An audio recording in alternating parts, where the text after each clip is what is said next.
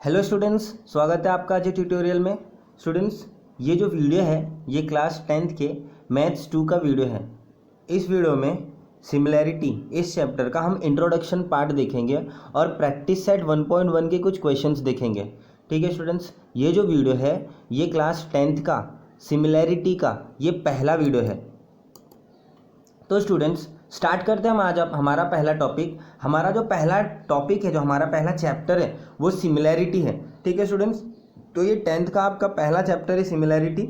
हमने 9th में similarity और कॉन्ग्रुएंट, 9th स्टैंडर्ड में हमने कॉन्ग्रुएंट ट्रायंगल समझा था। इस बार हम 10th में सिमिलर ट्रायंगल देखेंगे और सिमिलैरिटी चैप्टर को देखेंगे। ठीक है स्टूडेंट्स, तो इसकी कुछ टॉपिक है, वो टॉपिक हमें पूरे चैप्टर में कवर करने वाले हैं। देखते हैं क्या क्या टॉपिक है। सबसे पहला तो है ratio of areas of two triangle, ये एक थ्योरम है। ठीक है, ये थ्योरम हम देखने वाले। उसके बाद बेसिक प्रोपोर्शनैलिटी थ्योरम, ठीक है, converse of basic proportionality theorem, test of similarity of triangles, property of angle bisector of a triangle, property of areas of similar triangle, the ratio of the intercept made on the transversal by three parallel lines. Students, यहाँ पे जितने भी points दिए गए हैं ना, ये सारे के सारे थ्योरम्स है। ठीक है, ये सारे थ्योरम्स कैसे यूज होते हैं, इनका यूज कैसा है, ये थ्योरम क्या है, ये सब हम इस चैप्टर में देखेंगे। ठीक है, इसके अलावा हमें कुछ और नहीं देखना। ठीक है, तो सिमिलैरिटी ये चैप्टर स्टार्ट करने से पहले स्टूडेंट्स मैं हर साल 10th स्टैंडर्ड को कुछ क्वेश्चंस पूछता हूँ, कुछ बेसिक्स पूछता हूँ। ठीक है, क्योंकि वो सारे बेसिक्स इस चैप्टर में आने वाले, तो मैंने कुछ आपके लिए बेसिक्स बनाया है, वो देखते हैं। ठीक है स्टूडेंट्स, यहाँ पर अगर आप ध्यान दोगे, ठीक है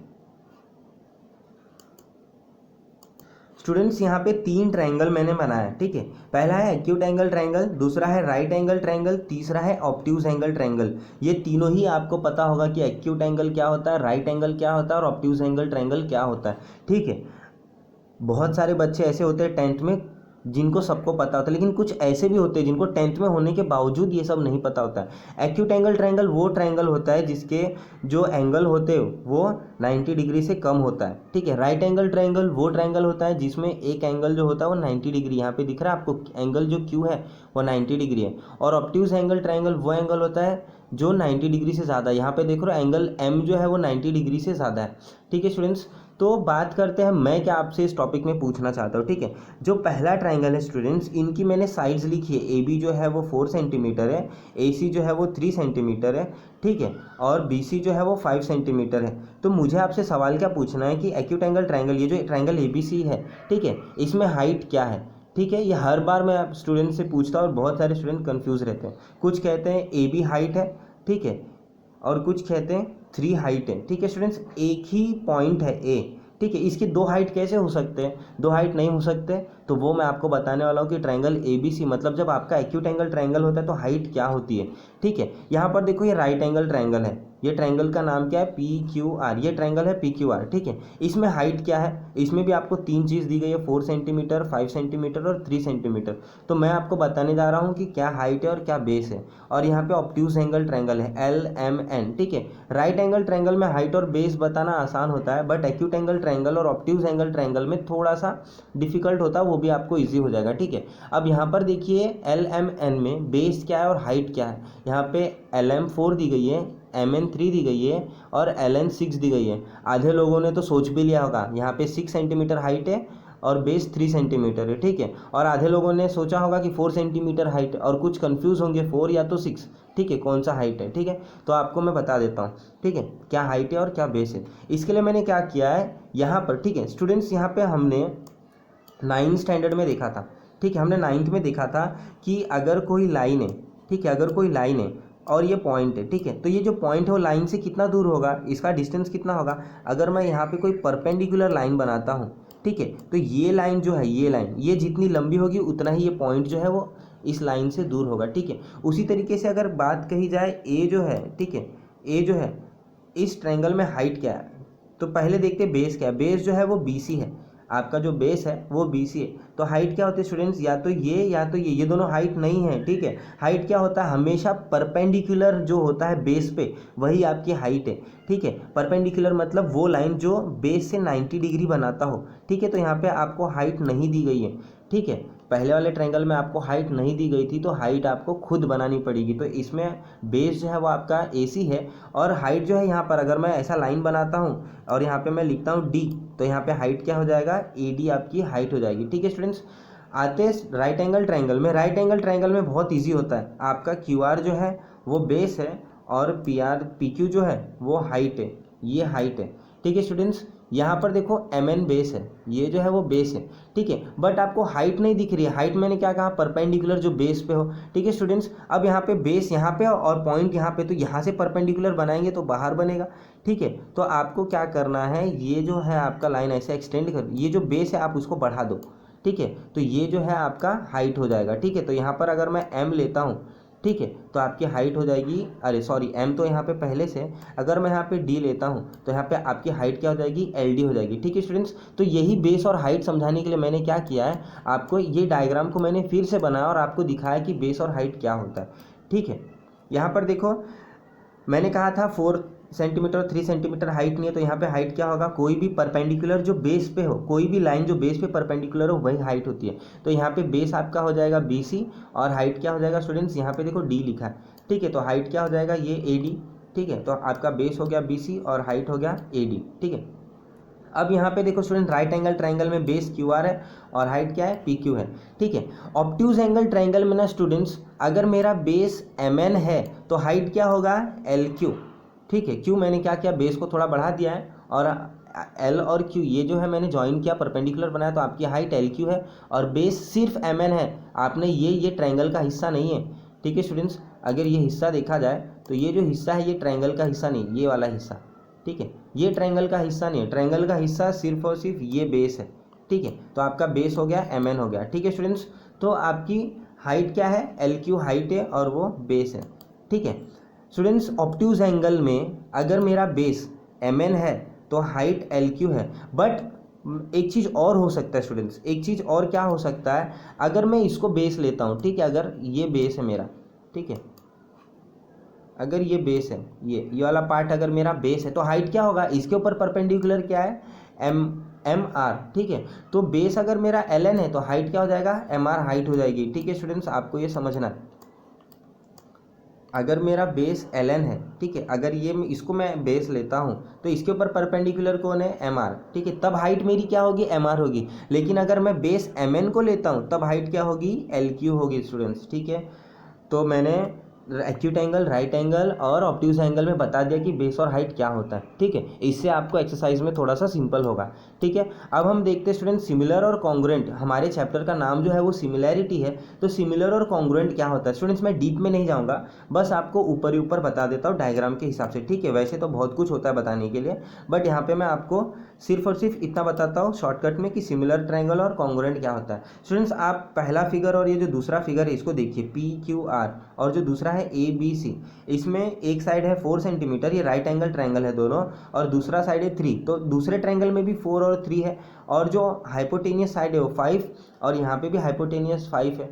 ठीक है, ये दोनों ट्रायंगल पूरी तरीके से एक दूसरे के बराबर है। इनका शेप देखो। ठीक है स्टूडेंट्स, शेप क्या होता है, ठीक है, अगर मैं एक ये लेता हूँ सर्कल, ठीक है, और एक लेता हूँ इस तरीके से ट्रायंगल, ठीक है, इसका शेप कैसा है, सर्कल, और इसका शेप कैसा है स्टूडेंट्स, ट्रायंगल है, और यहाँ पे दोनों ट्रायंगल है और दोनों राइट एंगल ट्रायंगल है, मतलब दोनों का शेप बराबर है, सेम शेप है। ठीक है, दोनों का शेप कैसा है, सेम है। ठीक है ना, ये सर्कल है और ये ट्रायंगल है, क्या ये दोनों का शेप सेम है, नहीं है। ठीक है, ये दोनों का शेप सेम नहीं है। बट मैं अगर इस ट्रायंगल की बात करूँ और इस ट्रायंगल की बात करूँ तो दोनों का शेप देखो, दोनों के दोनों राइट एंगल ट्रायंगल है और दोनों ट्रायंगल है। ठीक है, अब बात करते हैं साइज़ की। ठीक है, अब ये साइड जो है वो AB को बराबर है 4 सेंटीमीटर का, ये साइड जो है वो 3 है और ये भी 3 है। ठीक है, दोनों की साइज़ भी बराबर है, और ये 5 है और हाइपोटेनस साइड 5 है, मतलब तीनों साइड बराबर है और शेप भी बराबर है। जब शेप और साइज़ दोनों बराबर होता है स्टूडेंट्स, तब हम उनको क्या कहते हैं, कॉन्ग्रुएंट ट्रायंगल कहते हैं। ठीक है, कॉन्ग्रुएंट ट्रायंगल का मतलब क्या होता है, शेप और साइज़ दोनों बराबर होता है। ठीक है, अब बात करते हैं सेकेंड ट्रायंगल की, और ये थर्ड ट्रायंगल जो है। ठीक है, अब सेकेंड ट्रायंगल और थर्ड ट्रायंगल को देखिए और फर्स्ट ट्रायंगल को देखिए। ठीक है, पहला और दूसरा जो ट्रायंगल है दोनों का शेप भी सेम है और साइज़ भी सेम है। ठीक है, लेकिन दूसरा और तीसरा जो है दोनों का शेप सेम है, शेप सेम है ना, दोनों ट्रायंगल है और दोनों राइट एंगल ट्रायंगल है, लेकिन क्या साइज़ भी सेम है, साइज भी सेम है, साइज देखिए साइज इसका अलग है पूरी तरीके से, छोटा है ये बड़ा है, ठीक है। तो ये दोनों जो ट्रायंगल है ना कॉन्ग्रुएंट नहीं है, ठीक है। तो ऐसे ट्रायंगल को हम क्या ट्रायंगल कहते हैं, ऐसे ट्रायंगल को हम सिमिलर कहते हैं, ठीक है स्टूडेंट्स। ये जो साइन है वो सिमिलर की साइन है, ठीक है स्टूडेंट्स। ये जो साइन आप देख रहे हो ये सिमिलर की साइन है, और ये दोनों जो ट्रायंगल है ये दोनों कॉन्ग्रुएंट है, ठीक है। ये कॉन्ग्रुएंट की साइन है, ठीक है। ये जो आप देख रहे हो ये कॉन्ग्रुएंट की साइन है और ये सिमिलर की साइन है। तो सिमिलैरिटी में क्या होता है और कॉन्ग्रुएंट में क्या होता है, ठीक है स्टूडेंट्स, वो देखते हैं। जब ट्रायंगल कॉन्ग्रुएंट होता है तो उसका शेप और साइज दोनों बराबर होता है, और जब सिमिलर होता है तो शेप सेम होता है लेकिन साइज डिफरेंट हो सकती है, ठीक है।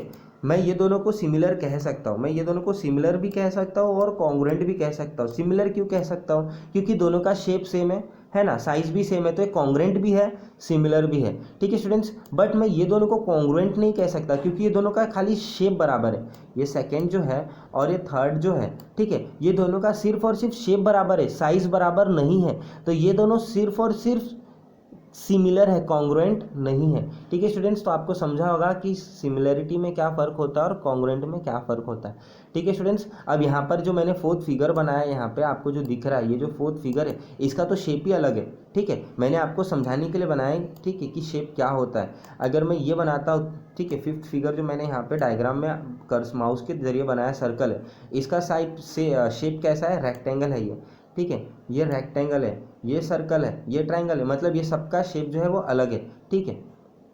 तो आपको समझा होगा कि सिमिलर क्या होता है और कॉन्ग्रुएंट क्या होता है, ठीक है स्टूडेंट्स। कॉन्ग्रुएंट में क्या होता है, शेप और साइज दोनों सेम होता है। सिमिलरिटी में क्या होता है, शेप तो सेम होता है बट साइज अलग हो सकता है, ठीक है स्टूडेंट्स। तो अब आगे बढ़ते हैं और स्टार्ट करते हैं जो आपके टेक्स्ट बुक में दिया गया है, ठीक है। We have studied ratio and proportion, ठीक है। 9th स्टैंडर्ड में हमने रेशियो एंड प्रपोर्शन देखा था। The statement the number A and B are in ratio if m upon n is also written as the number a and b are in proportion m is to n, ठीक है students. ये 9th में हमने देखा था, इसको read कैसे करते हैं m upon n को, ठीक है। इसको जो है हम इसको कैसे रीड करते हैं, m is to n, ठीक है, ऐसे भी रीड करते हैं। और इसको हम कहते हैं रेशियो एंड प्रपोर्शन, मतलब जहाँ पर दो नंबर अपॉन में हो, जैसे कि 2:3, ठीक है। इसको मैं कैसे लिख सकता हूँ, 2/3, ठीक है, यही है रेशियो एंड प्रपोर्शन, ठीक है। We know that the length of line segment and area of any figure are positive real number, ठीक है। हमें पता है किसी भी चीज़ का लेंथ मतलब जो होता है लंबाई, ठीक है। जैसे कि मैंने अभी ट्रायंगल आपको यहाँ पे बनाए थे और कहा था कि वो 4 सेंटीमीटर के साइड, ठीक है। जैसे कि यहाँ पे मैं आपको बता दूँ, यहाँ पे जो QR है वो कितना है, 3 है, तो इसकी लेंथ कितना हो गया, 3। BC का लेंथ कितना है स्टूडेंट्स, 3, ठीक है। तो लेंथ मतलब लंबाई होता है। तो we know that length of line segment and area of any figure are positive. किसी का भी एरिया और किसी का भी लेंथ माइनस में होता है क्या स्टूडेंट्स, माइनस में कैसे कह सकते हो कि -3 सेंटीमीटर का बना पाओगे क्या, नहीं हो पाएगा ना। तो हम हमेशा जो लेंथ और एरिया होता है वो पॉजिटिव में ही होता है। We know the formula of area of triangle, area of triangle का फॉर्मूला क्या है, half into base into height, ठीक है स्टूडेंट्स। तो ये सारे के सारे जो थे वो आपको बस ये था कि चैप्टर स्टार्ट करने से पहले इतनी जानकारी आपके पास होना चाहिए। अब चैप्टर हम लोग रियली चैप्टर स्टार्ट करने जा रहे हैं और पहला जो थ्योरम है, पहला जो हम टॉपिक पढ़ रहे हैं वो ratio of areas of 2 triangle, मतलब अगर आपके पास 2 ट्राइंगल हैं तो उनके एरिया का रेशियो क्या होगा वो हमें सीखना है, ठीक है स्टूडेंट्स। तो पेज नंबर 1 पे आपको 2 ट्राइंगल यहाँ पे दिखाया है, ट्राइंगल ABC और ट्राइंगल PQR, ठीक है स्टूडेंट्स। इस तरीके से आपको 2 ट्राइंगल बताया गया है, ठीक है। तो यहाँ पर आप अगर देखोगे तो हमें एरिया ऑफ ट्राइंगल का फॉर्मूला क्या था, half into base into height, ठीक है। तो हम वही करते हैं। तो सबसे पहले क्या निकालना है आपको, रेशियो निकालना है, मतलब दोनों ट्रायंगल अपॉन में होना चाहिए। तो ABC और PQR ये दोनों ट्रायंगल अपॉन में है, आपको यहाँ पे दिख रहा होगा, ठीक है। उसके बाद आपको क्या ढूंढना है, फॉर्मूला क्या, हमें क्या निकालना है, एरिया निकालना है, दोनों एरिया का रेशियो निकालना है दोनों ट्रायंगल का। तो area of triangle ABC upon area of triangle PQR, ठीक है स्टूडेंट्स। फॉर्मूला क्या है, half into base into height. तो ABC में देखो बेस क्या है स्टूडेंट्स, ये BC बेस है और इसके ऊपर परपेंडिकुलर कौन है, AD, मतलब बेस BC और हाइट AD है, ठीक है। तो हाफ इंटू बेस, बेस क्या है BC और हाइट क्या है AD, ठीक है। तो हमने लिख दिया half into base into height, ठीक है स्टूडेंट्स। PQR का भी यही फॉर्मूला होगा, half into base into height. तो ये दोनों का रेशियो देखो क्या है, area of triangle ABC upon area of triangle PQR, यही तो थ्योरम है ना, एरिया, ठीक है। Ratio of areas of 2 triangle, मतलब 2 ट्राइंगल के एरिया का रेशियो। तो ABC के एरिया का रेशो और पी क्यू आर के एरिया का रेशो हमने निकाल दिया, ये दोनों का रेशो निकाला, ठीक है। तो पी क्यू आर का रेशो, पी क्यू आर का एरिया क्या है, half into base into height, P Q R का बेस क्या है क्यू आर और हाइट क्या है पी एस, तो हमने लिख दिया Q R into half into Q R into P S. Students यहाँ पर आप देखो ये जो हाफ और हाफ जो डिवाइड हो रहा है ये सेम है, ये दोनों कैंसिल हो जाएगा, तो बचेगा क्या, B C into A D और Q R into P S, ठीक है। आपका अगर देखा जाए तो हाफ और हाफ कैंसिल हो जाएगा, तो बच क्या रहा है, बेस और हाइट, बेस और हाइट यही बच रहा है। मतलब दो ट्रायंगल के एरिया का रेशियो क्या होता है, वो किसके बराबर होता है, उनके करस्पॉन्डिंग बेस और हाइट के प्रोडक्ट के बराबर होता है, ठीक है स्टूडेंट्स। तो यही आपका पहला थ्योरम है, बहुत सिंपल है, हो गया, थ्योरम सॉल्व हो गया। आंसर आपको क्या मिला, area of triangle ABC upon area of triangle P Q R क्या मिल रहा है, base into height, base into height. तो आपने क्या सीखा इस थ्योरम से, आपने क्या सीखा, हेंस आपने ये सीखा the ratio of areas of two triangle is equal to the ratio of product. Product का मतलब क्या होता है स्टूडेंट्स, मल्टीप्लाई। तो दो ट्रायंगल के एरिया का ratio, ratio of areas of two triangle, मतलब दो ट्रायंगल के एरिया का रेशियो इक्वल किसके इक्वल होगा, रेशियो ऑफ, यहाँ पे भी तो रेशियो है ना, ratio of product, of product मतलब मल्टीप्लाई हो रहा है, किसका multiply, their bases and corresponding height. मतलब इसका करस्पॉन्डिंग का मतलब क्या होता है स्टूडेंट्स, एबीसी में इसका बेस और हाइट क्या है, बेस और हाइट बीसी और एडी, और वो किसके रेशियो के बराबर, ठीक है, किसका रेशियो होगा, पी क्यू आर के बेस और हाइट का, ठीक है स्टूडेंट्स। तो हमने क्या सीखा कि कोई भी दो ट्रायंगल के एरिया का जो रेशियो होता है वो उसके करस्पॉन्डिंग बेस और हाइट के प्रोडक्ट के बराबर होता है, ठीक है, हाइट और बेस के प्रोडक्ट के रेशियो के बराबर होता है, ठीक है, ठीक है स्टूडेंट्स। तो हमने क्या देखा, ratio of areas of two triangle is equal to the ratio of the product of their bases and corresponding height. मतलब एरिया ऑफ ट्रायंगल एबीसी का जो करस्पॉन्डिंग बेस और हाइट है उसका प्रोडक्ट, और पी क्यू आर का जो corresponding base और हाइट है उसका प्रोडक्ट, और ये दोनों का रेशियो, ठीक है। Base of triangle is b1 and height, मान लो अगर बेस ऑफ ट्रायंगल b1 है और हाइट h1 है, ठीक है, और दूसरे ट्रायंगल का बेस b2 है और हाइट h2 है, तो क्या हो जाएगा, base into height, base into height, मतलब b1 into h1, b2 into h2, मतलब द रेशियो ऑफ एरियाज, दो ट्रायंगल के रेशियो, दो ट्रायंगल के एरियाज का रेशियो क्या हो जाएगा, base into height, base into height, मतलब करस्पॉन्डिंग बेस इंटू हाइट, ये दोनों के प्रोडक्ट का रेशियो, ठीक है students. Suppose some conditions are imposed on this two triangle, मान लो अभी ये दोनों ट्रायंगल जो दिया गया है इनमें कुछ कंडीशन दे दी गई। कंडीशन का मतलब क्या, अगर बेस बराबर है ना, बेस दोनों के दोनों बराबर है 4-4 सेंटीमीटर के, अगर मैं यहाँ पे लिख दूँ 4, यहाँ पे लिख दूँ 4, दोनों 4-4 सेंटीमीटर, तो स्टूडेंट बेस भी तो कट जाएगा ना, है ना। हमने देखा था इससे पहले अगर हाफ हाफ था, है ना, ऊपर और नीचे हाफ हाफ था, वो हमने कैंसिल कर दिया था। अगर बेस बराबर है तो बेस भी कट जाएगा, तो बचेगा क्या, सिर्फ और सिर्फ हाइट, ठीक है स्टूडेंट्स। तो हमें वही देखना है, ठीक है। If the height of both triangles are equal then, अगर दोनों ट्रायंगल का हाइट इक्वल है, यहाँ पे देखो ए डी ये हाइट है और यहाँ पे पी एस ये हाइट है, ठीक है। अगर ये हाइट है तो दोनों की हाइट क्या दी गई है स्टूडेंट्स, एच और एच दी गई है, ठीक है। यहाँ पर दोनों की जो हाइट दी गई है वो क्या दी गई है, एच और एच, ठीक है स्टूडेंट्स, दोनों की हाइट सेम है। एच और एच का मतलब क्या है स्टूडेंट, दोनों की हाइट सेम है, मतलब area of triangle ABC upon area of triangle क्या होगा, P Q R, base into height और बेस इंटू हाइट। बेस क्या है, ए बी सी का बी सी बेस है, और हाइट क्या है एच, तो बी सी इंटू एच, और पी क्यू आर का बेस क्या है क्यू आर, और इसका हाइट क्या है पी एस मतलब एच, ठीक है स्टूडेंट्स। अब यहाँ पे देखोगे तो ये दोनों जो हाइट है वो सेम है, ठीक है, यहाँ पे जो हाइट है वो सेम है। तो स्टूडेंट्स अगर हाइट सेम है, ठीक है, अगर हाइट सेम है तो मैं हाइट को कैंसिल कर देता हूँ, ठीक है, तो बचेगा क्या आपका बी सी और क्यू आर। बी सी और क्यू आर क्या है, बेस है दोनों, ठीक है। मतलब जब आपके ट्रायंगल में, ठीक है, दो ट्रायंगल है और जब आप उनके एरिया का रेशियो ले रहे हो और जब आपका हाइट सेम है तो आपका आंसर किस में मिल रहा है, बेस में मिल रहा है। तो ये प्रॉपर्टी आपने सीखा, the ratio of areas of two triangle, मतलब दो ट्रायंगल का जो एरिया का रेशियो है, ठीक है, विथ इक्वल हाइट, अगर उनकी हाइट सेम है तो आंसर किस में आ रहा है, इज इक्वल टू, उनका एरिया का रेशियो किस में आ रहा है, is equal to ratio of corresponding bases. मतलब जब हाइट इक्वल है तो आंसर किस में आ रहा है, उनके बेस के रेशियो में आ रहा है, ठीक है। मतलब आपने क्या सीखा इसमें से, अगर हाइट सेम है तो आपको हाइट नहीं लिखना है, डायरेक्ट क्या लिखना है, सिर्फ और सिर्फ बेस का रेशियो, ठीक है स्टूडेंट्स। आगे आपको और अच्छे से समझेगा कि इस प्रॉपर्टी को यूज़ कैसे करना है, ठीक है। अब आगे कंडीशन क्या दिया गया है, if the bases of both the triangle are equal. अभी अभी हमने सीखा अगर हाइट इक्वल है तो आपका आंसर किस में आएगा, बेस के रेशियो में आएगा, ठीक है स्टूडेंट्स। अब हम सीखने जा रहे हैं कि अगर बेस इक्वल है तो आपको बहुत ही आसानी से समझ में आ गया होगा, अब आंसर हाइट में आने वाला है, ठीक है। तो एरिया ऑफ ट्रायंगल एबीसी और एपीबी, आपको दो ट्रायंगल लिया गया और दोनों ट्रायंगल एक दूसरे के अंदर बनाया गया, ठीक है। एबीसी देखते कहाँ पे, ए बी सी, ठीक है स्टूडेंट्स। एबीसी में बेस कौन सा है, ए बी बेस है और हाइट क्या है आपका, सी डी हाइट है, ठीक है। ए पी बी ये है ट्रायंगल ए पी बी, इस ट्रायंगल में भी देखो बेस ए बी है और हाइट जो है वो आपका पी क्यू है, ठीक है स्टूडेंट्स। यहाँ पे देखो हाइट अलग है H1 और H2, लेकिन बेस जो है दोनों का ए बी है, ठीक है स्टूडेंट्स। तो आंसर क्या होगा, area of triangle ABC upon area of triangle एपीक्यू, जो सबसे पहला थ्योरम हमने पढ़ा, उनके प्रोडक्ट होते हैं बेस और हाइट के, ठीक है, और उनका रेशियो होता है। तो A B into H1 base into height और बेस इंटू हाइट। अब यहाँ पे हाइट अलग है लेकिन बेस सेम है, तो बेस दोनों सेम है, वो कट गया, तो आंसर किस में आ रहा है आपका, हाइट में आ रहा है। स्टूडेंट्स अगर बेस सेम है तो आंसर किस में आ रहा है, हाइट में आ रहा है। मतलब ये प्रॉपर्टी से आपने क्या सीखा, the ratio of areas of two triangle, मतलब दो ट्रायंगल के एरिया का रेशियो विथ इक्वल बेसिस, अगर बेस इक्वल है तो उसका आंसर किस में आ रहा है, is equal to ratio of their corresponding heights, ठीक है। किस में आ रहा है, उनके करस्पॉन्डिंग हाइट्स के रेशियो में आंसर आ रहा है, ठीक है। तो आपको बहुत ही आसानी से दोनों प्रॉपर्टी आपको समझा होगा, पहला थ्योरम समझा होगा, ठीक है स्टूडेंट्स।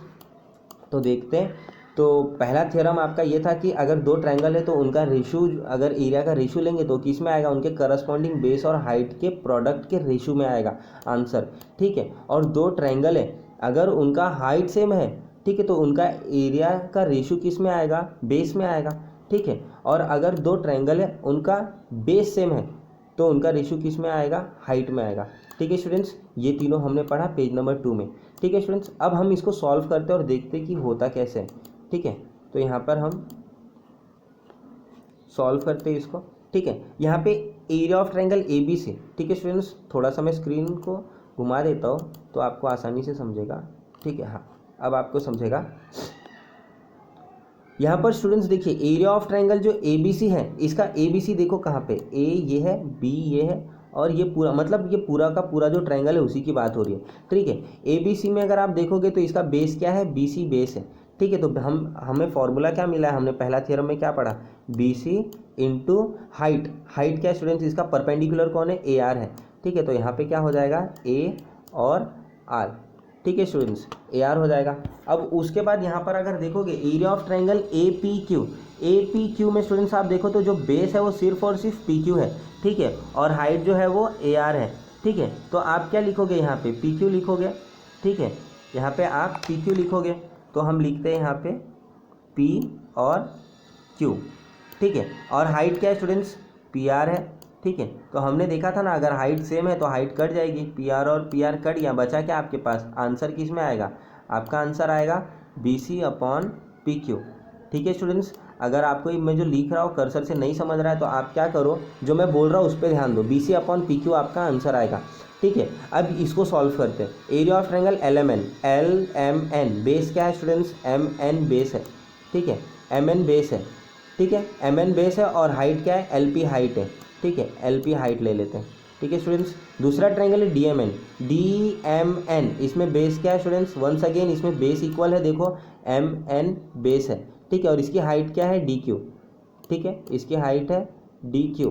तो ये एम एन और एम एन कैंसिल हो जाएगा, तो आपको आंसर किस में मिलेगा, एल पी अपॉन, मतलब आपका आंसर किस में आ रहा है, करस्पॉन्डिंग हाइट्स के रेशियो में, ठीक है, L P upon D Q, ये आपका आंसर है, ठीक है स्टूडेंट्स। समझा, बस इसी तरीके से आपको करना है सारे के सारे जो दिए गए, ठीक है। अगर आप यहाँ पे ध्यान से देखोगे तो यहाँ पे आपको क्या दिया गया, m इज़ मिड पॉइंट, अगर m मिड पॉइंट है, अगर ये सेंटर का पॉइंट है, मतलब ए बी अगर 10 का है तो ए एम 5 सेंटीमीटर हो जाएगा और बी एम 5, मतलब कहने का मतलब क्या है, ए एम और बी एम ये दोनों बराबर होगा, ठीक है।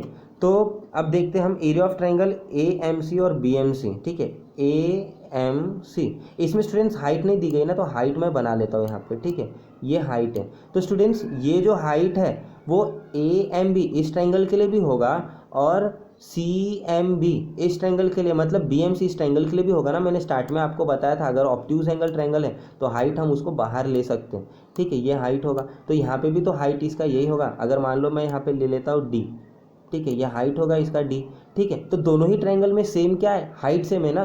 तो यहाँ पे पहले वाले ट्रायंगल का बेस क्या होता है, यहाँ पे ए एम होता है, ठीक है स्टूडेंट्स, यहाँ पे ए एम लिखेंगे और हाइट तो सेम है तो हाइट लिखनी नहीं है हमें, क्योंकि इसका देखो वर्टेक्स मतलब सी, दोनों ही ट्रायंगल का वर्टेक्स सी है और दोनों का जो बेस है वो कोलिनियर है एक ही लाइन पे, मतलब जो इसके बीच की दोनों जो पॉइंट होगा वो इस लाइन से सेम डिस्टेंस पे दूरी में होगा, दोनों ही ट्रायंगल के लिए दोनों की हाइट सेम हो गई।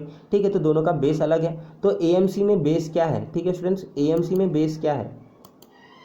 एएमसी में जो बेस है वो एम है, ठीक है, और बीएमसी में बीएमसी, अगर मैं हाइट इसको लेता हूँ तो इसका बेस क्या हो जाएगा? बीएम हो जाएगा। तो हमें क्या लिखना है? A M upon B M, ठीक है। लेकिन स्टूडेंट्स हमको दिया गया है कि एम मिड पॉइंट है, इसका मतलब ए एम और बी एम बराबर है। ए एम और बी एम बराबर है तो मैं अगले लाइन में, मैं नेक्स्ट लाइन में A M upon A M लिख सकता हूँ, है ना, क्योंकि बी एम बराबर है। तो मैं बी एम के जगह पे ए एम लिख दिया और ए एम कट जाएगा, क्या बचेगा? सिर्फ और सिर्फ 1, मतलब ए एम बन जाए ए एम ही होता है। ठीक है, तो आपको आंसर कितना आया? 1।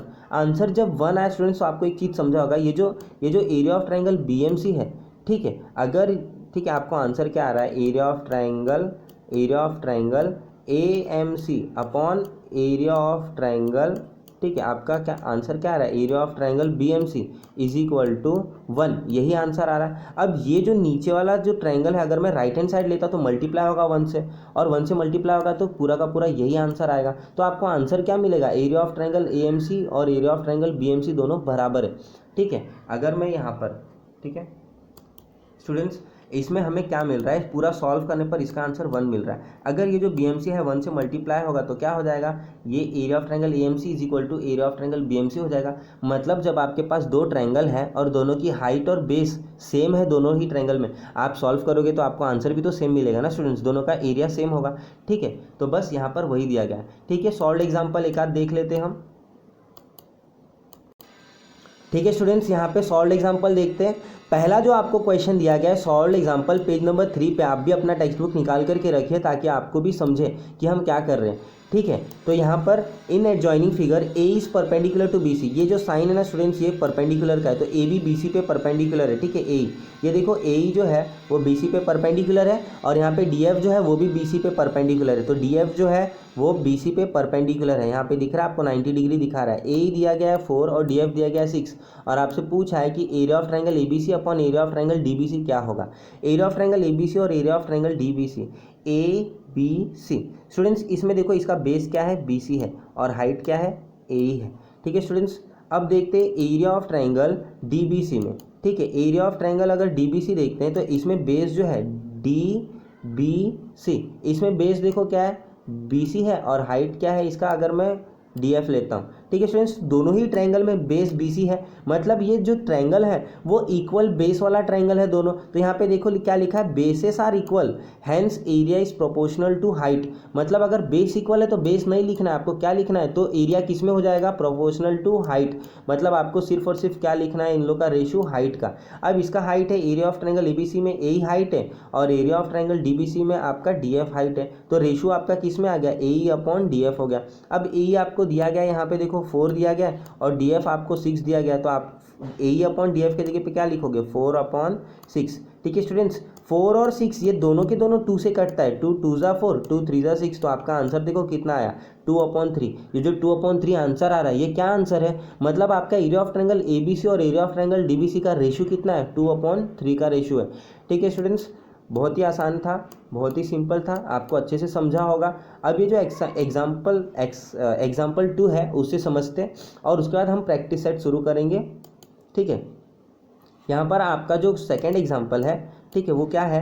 एग्जाम्पल में दिया गया in triangle A B C point D on side B C such that D C is equal to 6।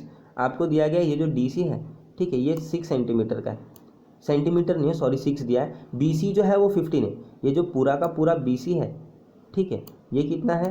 15 है।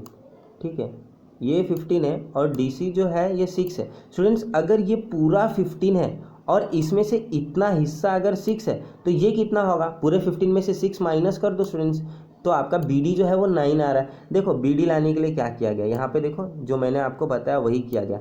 बी डी लाने के लिए क्या करेंगे? ये जो बी डी अगर हमें लाना होगा, ठीक है, ये हिस्सा अगर हमें लाना है, हमें अगर बी डी लाना है तो हम क्या करेंगे? पूरे में से अगर मैं इतना माइनस कर दूँ, देखो बी डी ही बच रहा है, तो पूरा क्या है, बी सी है। बी सी में से क्या माइनस करना है, डी सी माइनस करना है। बी सी में से डी सी मतलब 15 माइनस 6 किया, कितना बचेगा, 9। ठीक है स्टूडेंट्स, तो बी डी कितना हो गया, 9 हो गया। अब डी सी आपको पता है पहले से कितना है, डी सी कितना है, 6 है। ठीक है, डी सी 6 है। तो स्टूडेंट्स यहाँ पे देखो डी सी जो है वो आपका 6 है, और बी डी ये जो पूरा का पूरा है वो कितना हो गया आपका, 9 हो गया। ठीक है, अब आगे बढ़ते हैं। डी सी बी सी आपने देख लिया। अब आपको क्या पता करना है, area of triangle A B D is to area of triangle A B C, मतलब ये दोनों का रेशियो निकाला, और दूसरा रेशियो क्या निकालना है, ए बी डी और ए डी सी का। ठीक है, तो ए बी डी और ए बी सी। ठीक है, अब ए बी डी, ये देखिए ए बी डी यहाँ पे जिसमें से बेस जो है वो बी डी है। ठीक है, और ए डी सी इसका बेस क्या है, डी सी है, और इनकी हाइट स्टूडेंट्स क्या होगी, ए पी होगी। इस ट्रायंगल में भी उसकी हाइट ए पी होगी। ठीक है, और अगर मैं ये ऑब्ट्यूज वाला लेता हूँ तो उसमें भी उसकी हाइट ए पी ही होगी, और कॉमन वर्टेक्स है और सेम बेस है। ठीक है, जब point A is common vertex of triangle A B D and A D C and triangle A B C and their bases are collinear, मैंने अभी बताया था ना पिछले वाले एग्जाम्पल में। ठीक है, ये मीडियन वाला जो था, ठीक है, जो मीडियन बॉक्स वाला जो हमें सॉल्व करना था, इसमें मैंने बताया था ना वर्टेक्स कॉमन है और बेस कोलिनियर है, मतलब दोनों की हाइट बराबर होगी। ठीक है स्टूडेंट्स, तो यहाँ पे भी वही है, point A is common vertex of all the three triangles and their bases are collinear, base collinear है, तीनों का बेस एक ही है, एक ही लाइन पर है, और वर्टेक्स भी एक ही जगह है, मतलब हाइट जो होगी, hence height of this three triangle are equal, तो तीनों की जो हाइट होगी इक्वल होगी। तो बी सी 15 डी सी 6 दिया है, तो हमने क्या किया, बी डी ढूंढ लिया। अभी मैंने आपको ढूंढ के बताया माइनस करना। तो पहला जो रेशियो दिया A B D upon A B C का, ठीक है, ए बी डी में बेस बी डी और हाइट ए पी है, तो हाइट तो हमें लिखना ही नहीं क्योंकि तीनों ट्राइंगल का सेम है, तो बेस बी डी है, और ए बी सी में बेस क्या है, ए बी सी, इसमें बेस क्या है स्टूडेंट्स, बी सी है, तो यहाँ पे हमने B D upon B C लिख दिया। Heights are equal hence areas proportional to base, अगर हाइट इक्वल, ये थ्योरम है स्टूडेंट्स, ये लिखना कंपलसरी है, बहुत ज़रूरी है। ठीक है, आप लोग क्या करते हो, ये जो पार्ट है वो स्किप कर देते हो, आप लोग डायरेक्ट ये लिखते हो और सोचते हो कि आपको आउट ऑफ मार्क्स मिलेंगे, ऐसा नहीं है, ये कंपलसरी है। ठीक है, तो B D upon B C क्या है, बी डी कितना है, आप अगर देखो तो बी डी जो है वो हमने फाइंड आउट किया, बी डी कितना है, 9 है, 9, और बी सी कितना है स्टूडेंट्स, 15 है। ये दोनों 3 के टेबल में आता है, 3 3 जा 3 5 जा, तो आंसर क्या आएगा आपका 3/5, मतलब area of triangle A B D upon area of triangle A B C जो है वो 3/5, ये आपका आंसर है। अब area of triangle A B D upon area of triangle A D C, ठीक है, area of triangle A B D देखो, ए बी डी इसका बेस क्या है, बी डी, और हाइट हमें लिखना है क्या, हाइट तो लिखना ही नहीं है, हाइट तीनों ही ट्रायंगल का सेम है, और ए डी सी मतलब ये ऑब्ट्यूज एंगल, इसका बेस क्या है, डी सी है। ठीक है, तो B D upon D C, heights are equal hence areas proportional to bases. ठीक है, बी डी कितना है स्टूडेंट्स, अगर हम निकाले थे 9, और डी सी कितना है, यहाँ पर देखो डी सी 6 है, तो 9/6, ये दोनों के दोनों जो है वो 3 से कैंसिल होंगे, 3 3 जा और 3 2 जा, देखो आंसर क्या आ रहा है 3/2, मतलब ये दोनों ही ट्रायंगल का एरिया का रेशियो क्या है, 3:2 का रेशियो है। ठीक है स्टूडेंट्स, इसी तरीके से आपको और सॉल्व एग्जाम्पल दिए गए, ये आपको खुद से देखना है।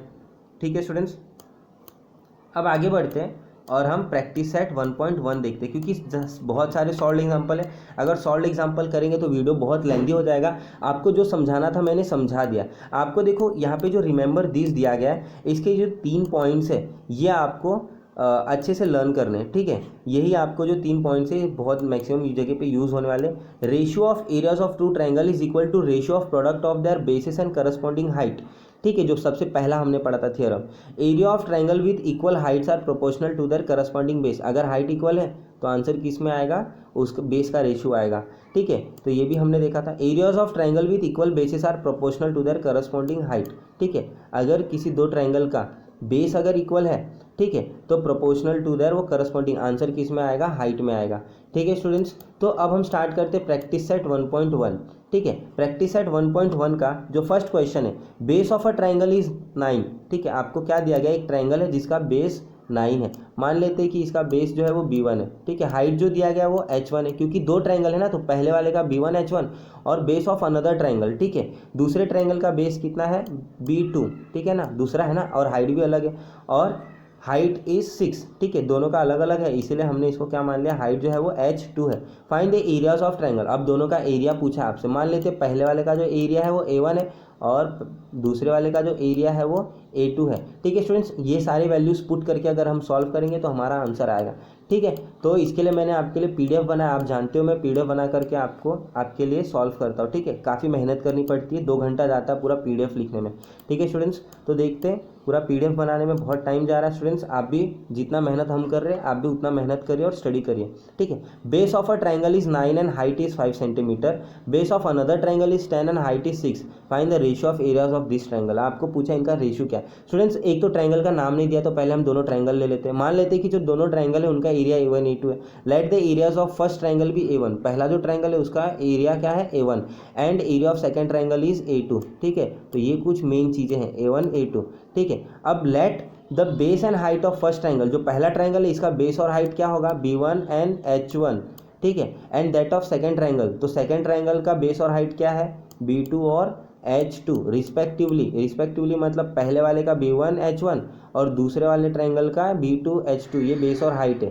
ठीक है। अब हमें पहले वाले ट्राइंगल का बेस पता है 9 और हाइट पता है 5, तो यहाँ पे देखो B1 कितना हो गया 9 और H1 5 हो गया, ठीक है। दूसरे ट्राइंगल का हमें बेस पता है 10, ठीक है, और हाइट पता है 6, तो इसका B2 H2 हमें मिल गया। B2 कितना है 10 और H2 कितना है 6, ठीक है स्टूडेंट्स। अब हम क्या करेंगे, बस इसको सॉल्व करेंगे। हमने थ्योरम पढ़ा है ना, थ्योरम क्या पढ़ा था, the ratio of areas of 2 triangles is equal to the ratio of product of their bases and corresponding height. मतलब 2 ट्राइंगल के एरिया का रेशियो का आंसर क्या होगा, उनके बेस और हाइट के, ठीक है, उनके करस्पॉन्डिंग बेस और हाइट के प्रोडक्ट के रेशियो के बराबर होगा।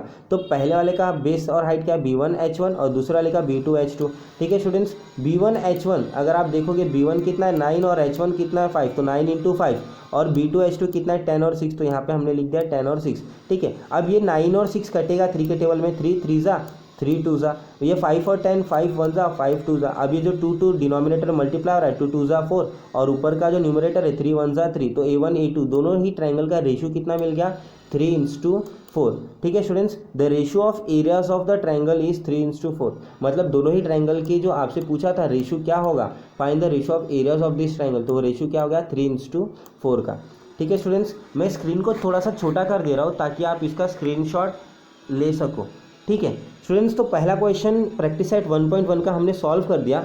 अब बाकी का जो क्वेश्चन है वो हम आगे देखेंगे नेक्स्ट वीडियो में, ठीक है, वरना वीडियो लेंदी हो जाएगा और आपको बोरिंग लगेगा, ठीक है स्टूडेंट्स। तो आज के लिए फ़िलहाल इतना ही। Thanks for watching the videos. अगर आपको वीडियो अच्छा लगा तो लाइक करिए, शेयर करिए और सब्सक्राइब करिए।